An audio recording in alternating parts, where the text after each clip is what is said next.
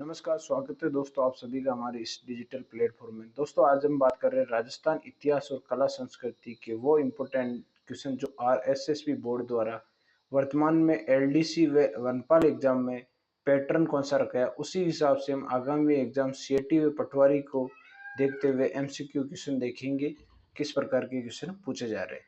तो प्रश्न संख्या पहला है कि निम्नलिखित में से कौन सा असुमेलित युग्म है।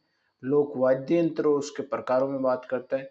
तो पहला ऑप्शन है क्या रावण तत्वाद्य यंत्र है, दोस्तों बिल्कुल सही है।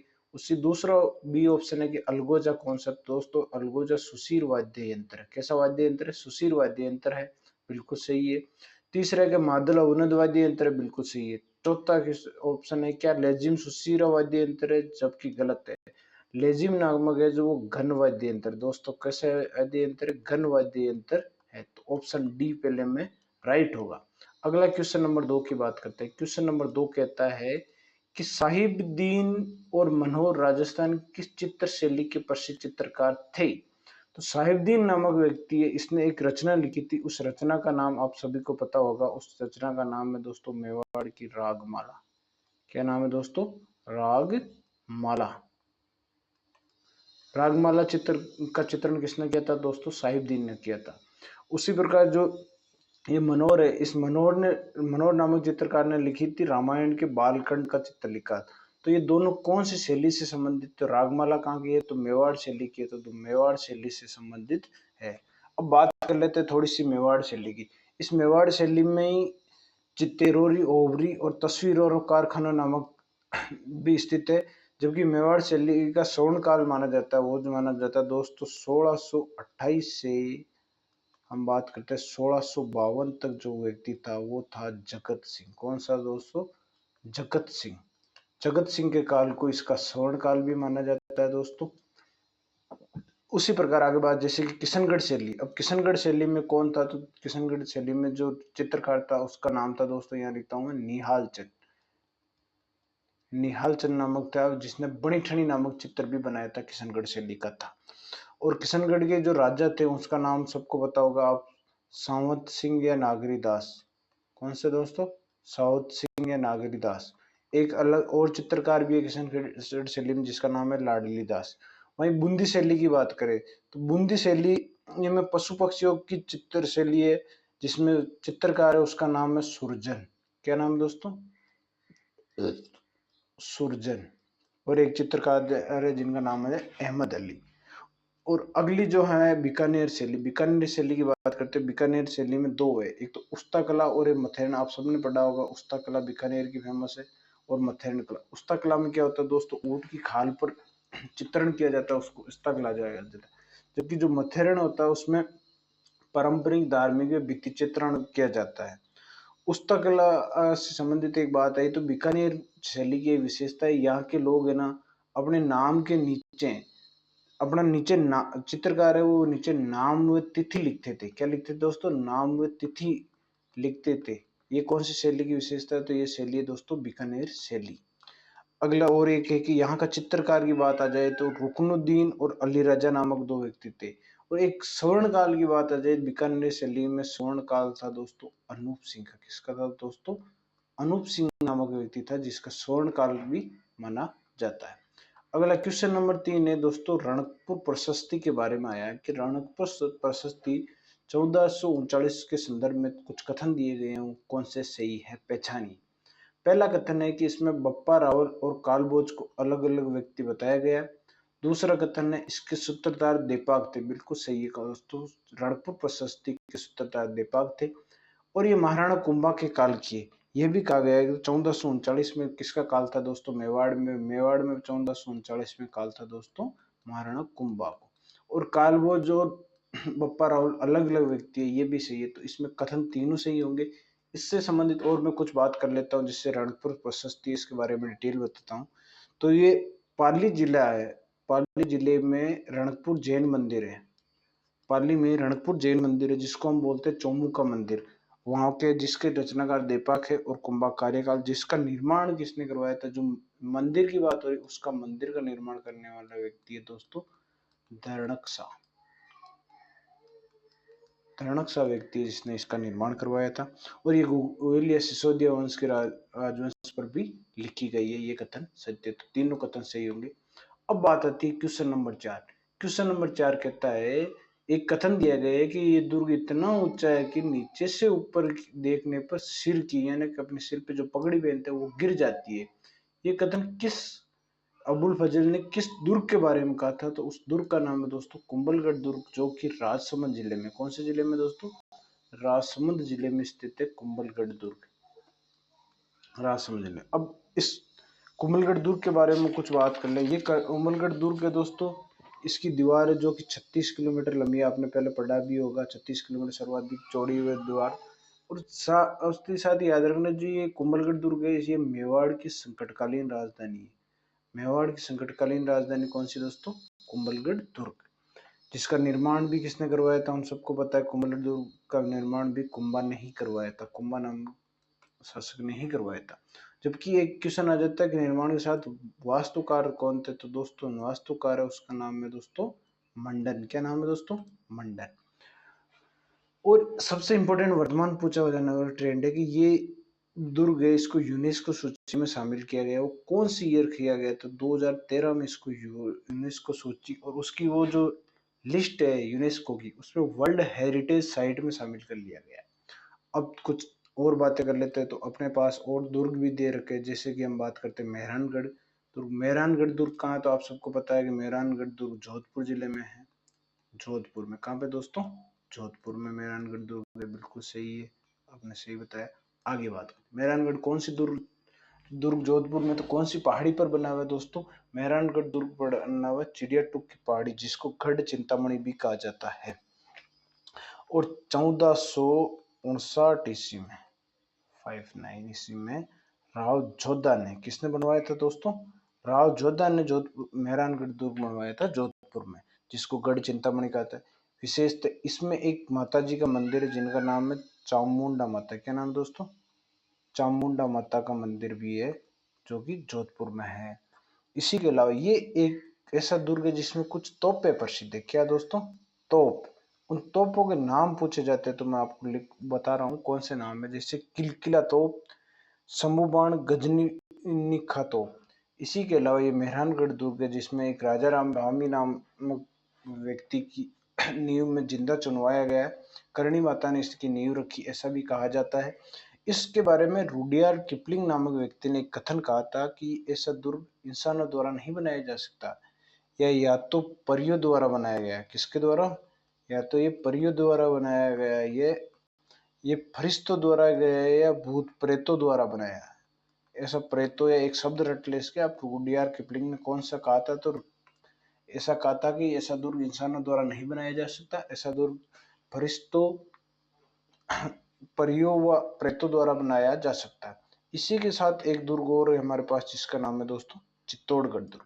इस चित्तौड़गढ़ दुर्ग की बात करते हैं, इसका निर्माण करवाया था दोस्तों जिसका नाम था चित्रांग मौर्य। चित्तौड़गढ़ दुर्ग का निर्माण करवाया था दोस्तों चित्रांग मौर्य नामक व्यक्ति ने। किसने करवाया? चित्रांग मौर्य नामक व्यक्ति। ठीक है। अब लेकिन बात करते हैं जो चित्तौड़गढ़ दुर्ग है किस पठार पर बना स्थित है? तो इस पठार का नाम है दोस्तों मैसा के पठार पर स्थित है चित्तौड़गढ़ दुर्ग, जिसको राजस्थान का गौरव भी कहा जाता है। आप उनको पता है हर जगह राजस्थान के जो भी चित्र आता है उसमें चित्तौड़गढ़ दुर्ग की विशेषता आती है फोटो। उसी के अलावा एक चीज आजकल इम्पोर्टेंट आते हैं लिविंग फोर्ट यानी आवासीय। कौन सा दोस्तों? आवासीय किला भी है ये जो चित्तौड़गढ़ दुर्ग है, वो आवासीय किला भी है। और इस चित्तौड़गढ़ दुर्ग की बात करते हैं ये गंभीर व बेड़स नदियों के संगम पर भी बना हुआ है। इसी के साथ एक और छोटा सा दुर्ग है जिसकी भी बात करना जरूरी है, वो उस दुर्ग का नाम है दोस्तों रणथंभौर दुर्ग। बात करते हैं रणथंभौर दुर्ग के, ये है सवाई माधोपुर जिले में। कौन से दोस्तों? सवाई माधोपुर जिले में है, सवाई माधोपुर जिले में स्थित है। अब बात करते हैं रणथंभौर दुर्ग की। तो रणथंभौर दुर्ग ऐसा दुर्ग है जिसमें सन 1301 में राजस्थान का पहला साका हुआ था, जो कि दिल्ली के सुल्तान थे जिनका नाम था अलाउद्दीन खिलजी। उन्होंने आक्रमण किया था सन 1301 में। इसी राणा हमीर के नाम से इसका मुख्य शासक हुआ, उसके समय इन्होंने आक्रमण किया था। इस रणथंभौर दुर्ग के बारे में कहा जाता है कि ये बख्तरबंद किला। कैसे किला दोस्तों? बख्तरबंद किला है। और इसी में विशेषता एक त्रिनेत्र गणेश मंदिर है। कौन सा दोस्तों? त्रिनेत्र गणेश मंदिर भी इसी में स्थित है। और एक जो राणा हमीर थे उनके पिता थे जेतर सिंह, उनकी 32 खंभों की छतरी भी रणथंभौर दुर्ग में बनी हुई है, जिसको हम बोलते हैं न्याय की छतरी। क्या बोलते थे वो? यहाँ बैठ के न्याय करते थे, ऐसा कहा जाता है, न्याय की छतरी कहा जाता है। और इसी के साथ साथ ये भी यूनेस्को सूची में शामिल है। तो जब हमने इतनी बात कर ली तो मैं यहाँ आपको एक बताना चाहता हूँ, राजस्थान के 6 ऐसे दुर्ग है जिनको यूनेस्को सूची में शामिल किया गया है। जिनकी ट्रिक बता सकता हूँ मैं, आम, गाजर, चीकू। इस ट्रिक के माध्यम से आप देख सकते हैं, मैं बताऊंगा कि कौन कौन से ऐसे दुर्ग है जिसको, चीकू से आपने देख लिया कुंभलगढ़ दुर्ग है ही ये, ची से आपने देख लिया चित्तौड़गढ़ दुर्ग से, आम से आमेर होगा, मैं से मेहरानगढ़ हो गया, गे से गागरण हो गया, रे से रणथंभौर हो गया, और आ से आमेर। कौन सा हो गया? यहाँ 2 दुर्ग लिखे हुए नहीं है, तो आमेर और गागरोड दुर्ग भी यूनेस्को सूची में शामिल किए गए हैं। क्वेश्चन नंबर 5 बहुत ही शानदार है। वर्तमान जनवरी 2026 में हुई रीट परीक्षा में भी ऐसा क्वेश्चन पूछा गया था। और ये क्वेश्चन किस टाइप का है और इस क्वेश्चन को सोल्व करने का सबसे तरीका, ये यूपीएससी पैटर्न है, लेकिन ये सबसे आसान भी है। जैसे कि इस क्वेश्चन को सोल्व करने के लिए मैं अपना दिमाग लगाऊं तो मैं, जैसे मेरे को सबसे पहले अलग पहला नहीं चुनना है, मेरे अलग चुनना है, तो मेरे को पता है कि देवनारायण जी का मंदिर आसीन भीलवाड़ा में। बिल्कुल सही, ये मेरे को 100% याद है। तो मैं ऑप्शन मिलाता हूँ, पहले में मिल गया, दूसरे में नहीं है, डी में देखो, डी में 3 नहीं है, तो मेरा पहला ऐसे ही सी होगा। अब बाकी में देख लेता हूँ, तेजाजी का मंदिर खरनाड़ में, सबको पता है। सुरसुरा भी तेजाजी से संबंधित स्थान है।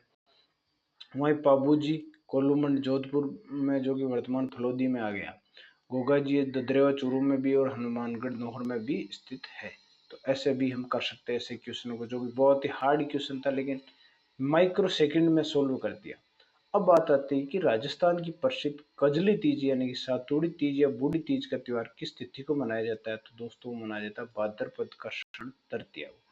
इसी के साथ यहाँ मैं लिख देता हूँ, भाद्रपद के अलावा श्रावण शुक्ल तृतीया को मनाया जाता है छोटी तीज। कौन सी दोस्तों?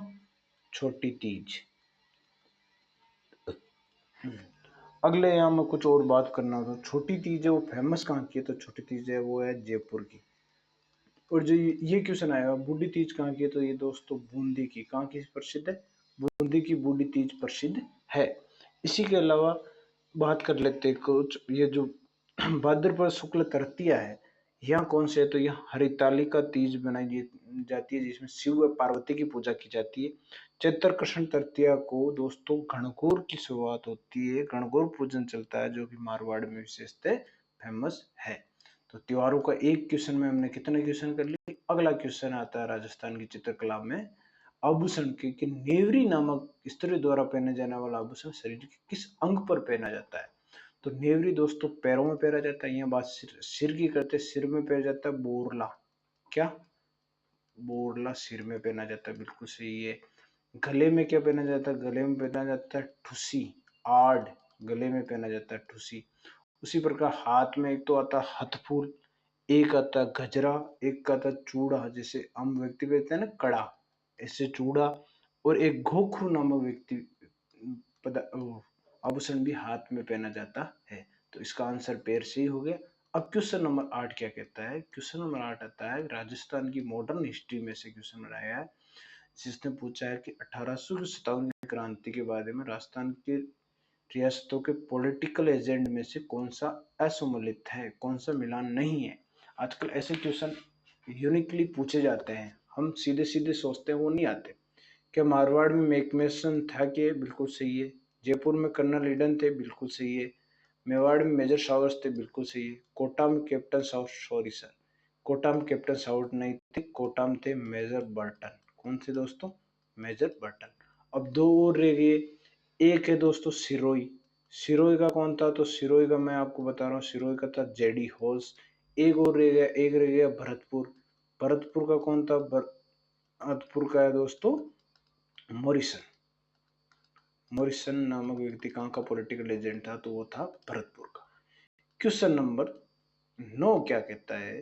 क्वेश्चन नंबर 9 कहता है कि जयपुर प्रजा जमुनालाल बजाज एवं कर्पूर चंद पाटनी के प्रयासों से 1931 में किस प्रजामंडल की स्थापना हुई? जिसका पुनर्गठन 1936 से, दोस्तों यहाँ क्वेश्चन में थोड़ी मिस्टेक है, में किया गया था। तो ये प्रजामंडल था जयपुर, जिसकी स्थापना सर्वप्रथम जयपुर के साथ बूंदी की हुई थी। यहाँ सबसे बात करते हैं, जब 1931 की बात है, जयपुर और बूंदी की हुई थी, वहाँ पुनर्गठन किया गया था, तो जयपुर प्रजामंडल था। पुनर्गठन में के अलावा और बात करते हैं हम, जैसे कि जहाँ यहाँ जमनालाल बजाज नामक व्यक्ति था जिसने पुनर्गठन किया था, वो वहीं बात करते हैं हम बीकानेर प्रजामंडल की। बीकानेर प्रजामंडल की स्थापना हुई थी दोस्तों 1936 में। कब हुई थी? 1936 में। बीकानेर प्रजामंडल की स्थापना करने वाला कौन था? करने वाला व्यक्ति था जिसका नाम था मगाराम वेद। कौन था दोस्तों? मगाराम वेद नामक व्यक्ति था जिसने बीकानेर प्रजामंडल की स्थापना की थी। बीकानेर प्रजामंडल से संबंधित दो कांड है, जैसे कि एक तो है कांगड़ा कांड। कांगड़ा कांड का संबंध कहाँ से? तो बीकानेर प्रजामंडल से, जो कि 1946 में हुआ था। हुआ क्या था कि दोस्तों, किसानों पर अत्याचार किया गया था उस समय का। और बीकानेर में बीरबल दिवस मनाया जाता है, ये सबको आपको पता होगा। बीकानेर में कौन सा दिवस मनाया गया दोस्तों? बीरबल दिवस भी मनाया गया। अब बात कर लेते हैं मेवाड़ प्रजामंडल की। मेवाड़ प्रजामंडल की स्थापना कब हुई? तो मेवाड़ प्रजामंडल की स्थापना सन 1938 में हुई थी दोस्तों। मेवाड़ प्रजामंडल में स्थापना करने वाले थे माणिक्यलाल वर्मा, बलवंत सिंह मेहता। लेकिन दो महिलाओं की बात होती है तो नारायण देवी वर्मा और स्नेहलता वर्मा की भी बात होती है। जो माणिक्यलाल वर्मा है, उन्होंने बुक लिखी थी दोस्तों, मेवाड़ का वर्तमान वर्तमान मेवाड़ का वर्तमान शासक। अब बात करते थे मारवाड़ प्रजामंडल की स्थापना। तो मारवाड़ प्रजामंडल की स्थापना हुई थी 1934 में। कब हुई दोस्तों? 1934 में। मारवाड़ प्रजामंडल में जो स्थापना करते थे वे थे जयनारायण व्यास, भंवरलाल सराफ। और मारवाड़ में जो बात घटना है, एक तो है दोस्तों डाबड़ा कांड। डाबड़ा कांड हुआ था दोस्तों 1947 में, डीडवाना, ये मारवाड़ का एक पार्ट था। उसी के अलावा एक हुआ था 1942 में, जिसका नाम है दोस्तों चंद्रावल कांड।